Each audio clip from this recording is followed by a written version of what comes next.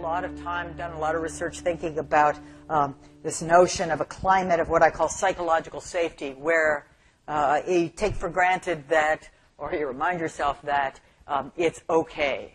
In fact, it's required that I ask questions, that I admit mistakes, that I offer ideas, and so on, because that's the nature of the work we do. The world is always changing, and so on, and so forth.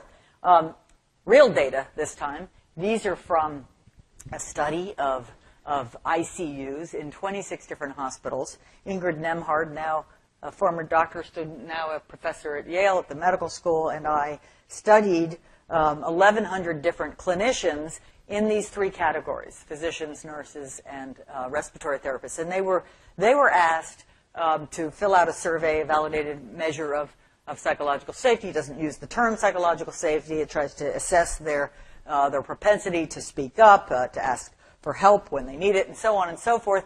And these were the results in the whole population. These were statistically significant. And what it says is that hierarchy or medical status is a pretty good predictor of psychological safety.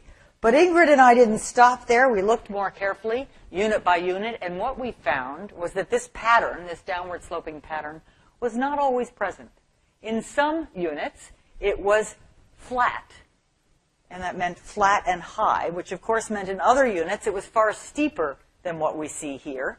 And what made the difference? And by the way, Ingrid stuck around long enough to really take this all the way through. So 3 years later, we could say that the places where it was flat and high engaged in more deliberate learning activities, improvement activities, and that they had an 18% reduction in mortality relative to those where people felt less comfortable, lower in the hierarchy, where they have valuable information about patients and so on, but need to be able to express themselves. And so this really matters. What was the difference, right? What explains those where it was flat and those where it was steep? We called it inclusive leadership.